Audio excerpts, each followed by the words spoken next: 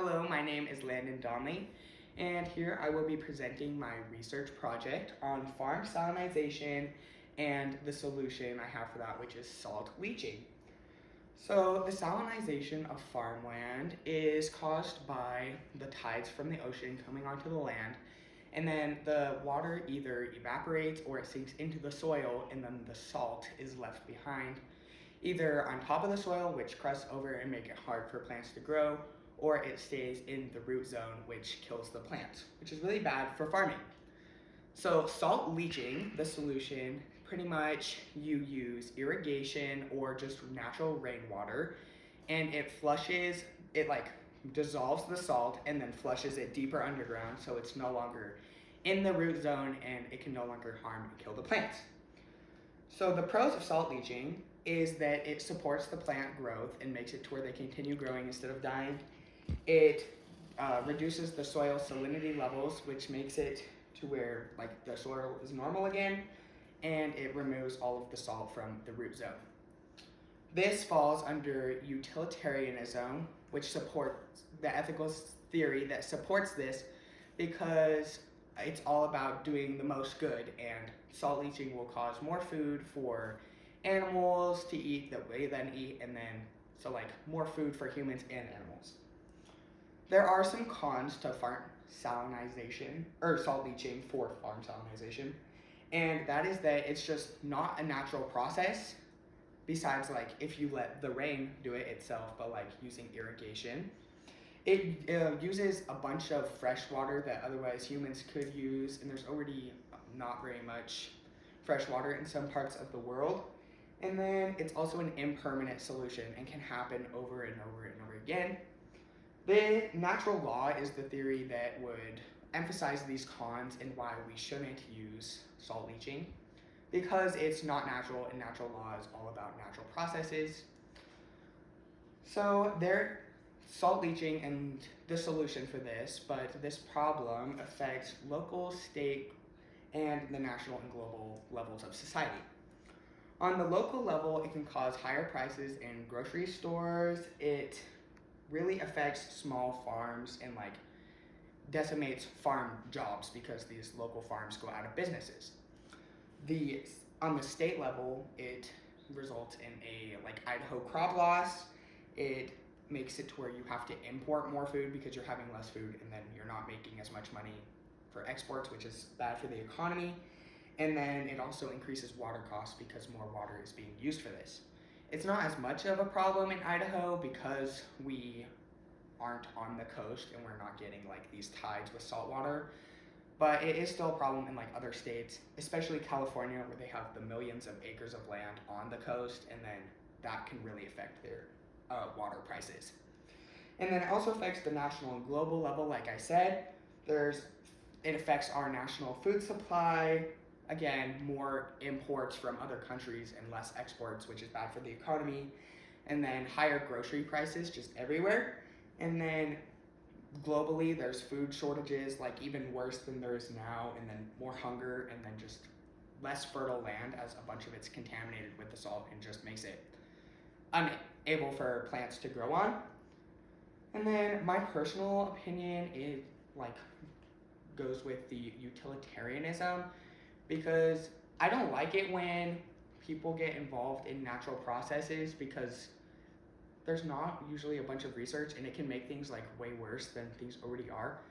This is just an easy fix, but I feel like there also should be research done on it. Like there could be effects of maybe like salt going deeper into the soil and affecting like different organisms and stuff like that. So that definitely needs to be considered, but this should be done because it will help. And hunger is just a terrible issue that is just affects so many people, and it's a really terrible thing that it's just, yeah. Thanks for listening to my presentation, and do you guys have any big questions for me about the poster or the presentation?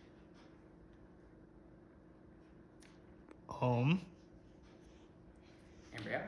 Okay, so you said that it's probably bad if we get involved in things that happen naturally, of course, but you for sure think that when we've caused something by messing with it, you think that we should still mess with it to make it better, right? So once we Mhm. already have kind of messed up, and then we should probably just keep going, but this time actually try to like fix it, and so that type of meddling's okay. You This think is that's something okay? we've already been doing for like a really long time. Because like farming is obviously not natural process. Otherwise, we'd be going around gathering things that are already being grown like out in the wild.